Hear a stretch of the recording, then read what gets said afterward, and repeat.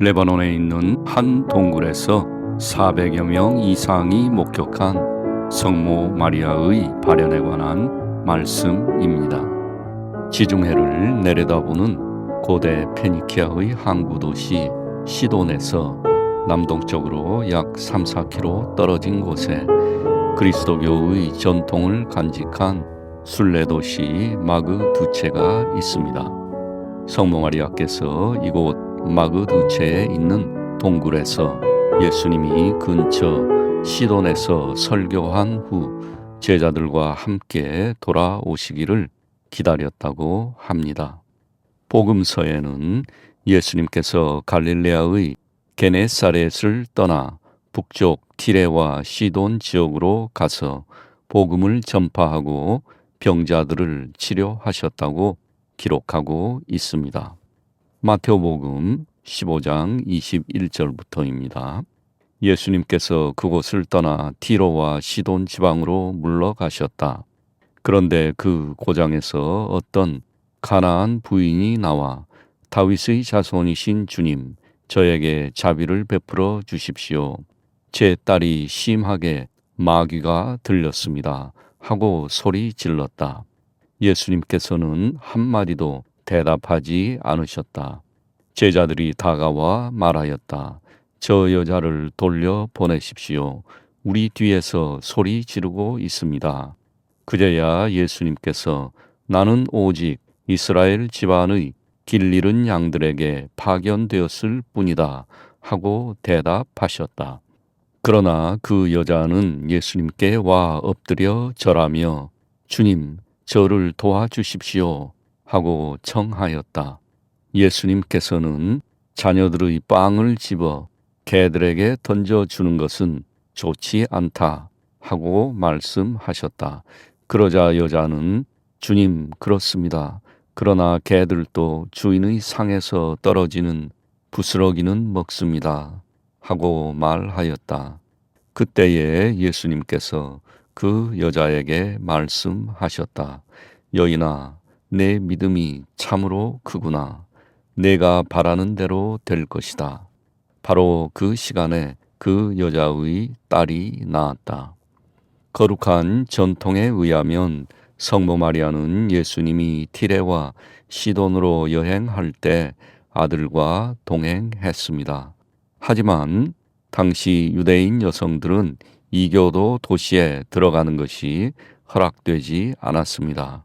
시돈은 이교도 가나안인들의 마을이었기 때문에 성모 마리아는 시돈에서 3-4km 남쪽에 있는 마그두체라는 마을의 한 동굴에서 기도와 명상으로 아들이 오기를 기다렸습니다. 성모님께서 예수님을 기다린 이 동굴은 만타라, 즉 아랍어로 기다림이라는 곳인데 여기에서 기다림의 성모 동굴이라는 이름이 유래했습니다. 그 후 초기 그리스도인들은 이 동굴을 기도하는 성소로 바꾸었고 성모님을 기리고 은총을 구하기 위해 이곳으로 찾아왔습니다. 그리고 콘스탄티누스 황제는 성녀 헬레나의 요청에 따라 동굴을 성모 마리아의 성지로 바꾸었고 이곳에 성모님을 기리는 탑을 세웠습니다. 그리고 서기 326년경 성녀 헬레나 황후는 사도 루카가 직접 그린 것으로 알려진 성모 마리아와 아기 예수의 이콘을 보냈습니다. 그러나 300여 년이 지난 후 아랍 무슬림들이 이 지역을 침입하자 그리스도 교인들은 동굴을 봉쇄하고 마그두셰를 떠나야 했습니다. 그리고 약 1000년이 지난 후인 1683년 그들의 후손들은 다시 고국으로 돌아왔습니다. 하지만 그들은 기다림의 성모 동굴을 찾을 수 없었습니다. 그러다가 1721년 9월 8일 한 목동이 동굴 근처에서 양을 치고 있었는데 참나무 아래에 앉아 피리를 불고 있던 그는 갑자기 염소 한 마리가 고통스럽게 우는 소리를 들었습니다.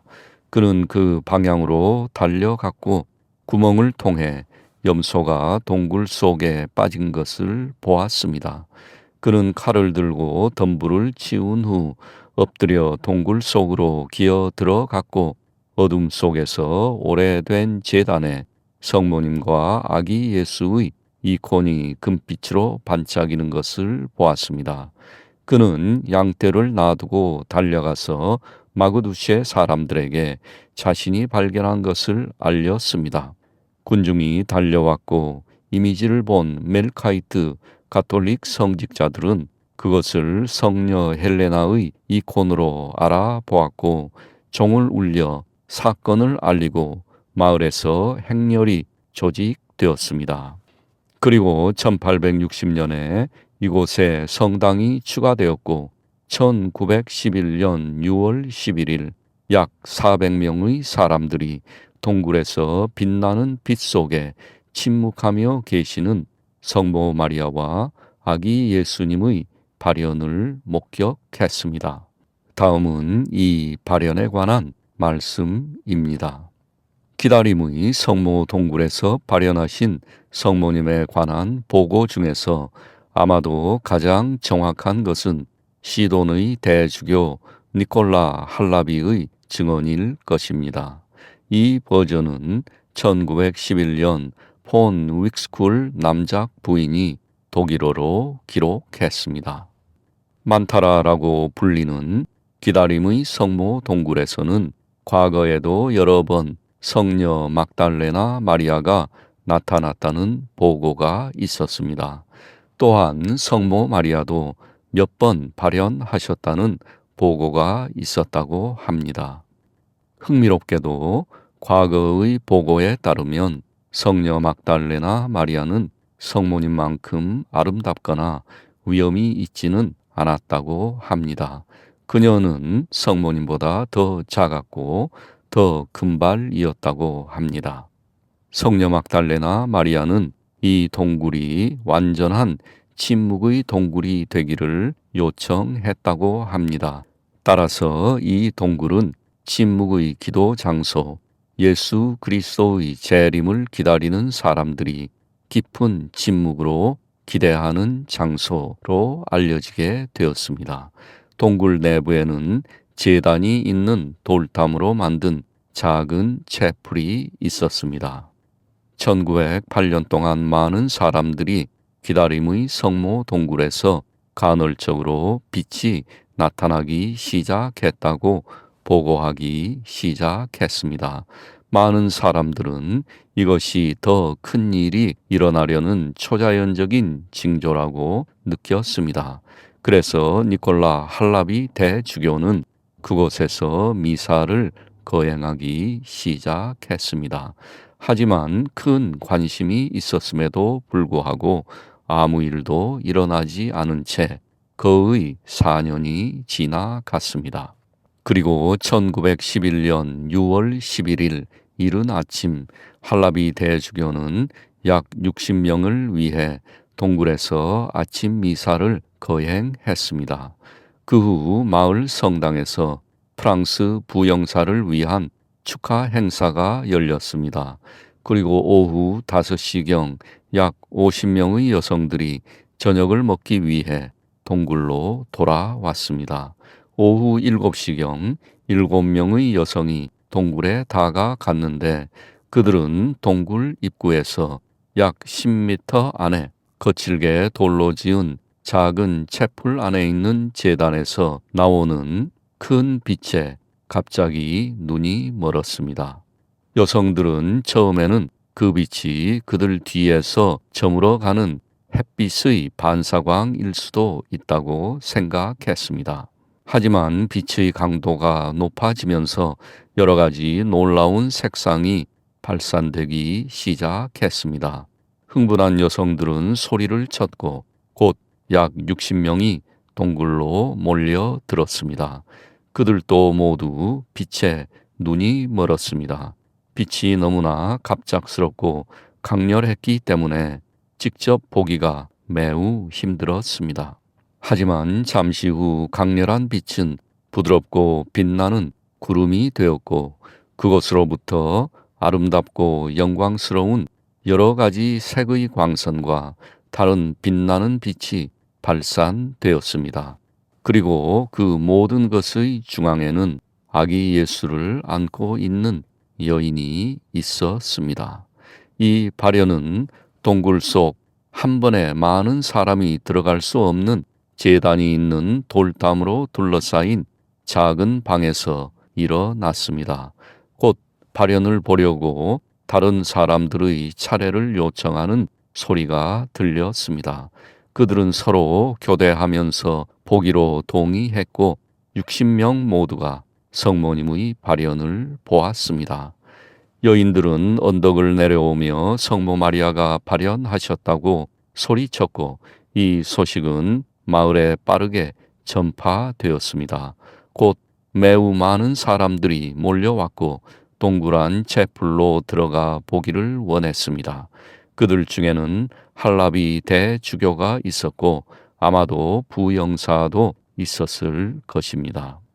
발현은 2~3시간 동안 지속되었고 동굴에 도착한 모든 사람은 그녀를 볼 수 있었습니다. 많은 사람들이 2번째, 3번째로 다시 들어가서 빛나는 빛 속에 아기 예수를 안고 계시는 성모 마리아를 보았습니다. 본 윅스쿨 남작 부인의 기록에는 최초의 주요 증인 60명의 이름이 있습니다. 소식이 시돈에 전해진 후 400여 명이 더 와서 발현을 보았다고 추정됩니다. 동굴에서 나오는 빛은 약 150m까지 뻗어 있었습니다. 빛은 분홍색과 파란색으로 약간 파동을 쳤으며 중심은 밝은 황금색과 순수한 흰색이었다고 합니다. 그리고 이 흰색 빛의 중앙에 성모 마리아와 아기 예수의 형상이 잠겨 있었습니다. 성모님과 예수님은 모두 말 없이 침묵하고 계셨습니다. 그러나 2분 모두 모인 군중을 바라보시며 그들과 눈을 마주쳤습니다. 성모 마리아는 가끔 고개를 끄덕이시고 눈을 움직이며 둘러보셨고 손을 앞으로 펴시며 모든 사람들을 은혜롭게 맞이하시며 유쾌한 미소를 지었습니다. 현재 레바논에 있는 기다림의 성모 동굴 위에는 성모 마리아가 아기 예수를 팔에 안고 계시는 8.5m 길이의 6톤에 달하는 큰 청동 모자상이 세워져 있습니다.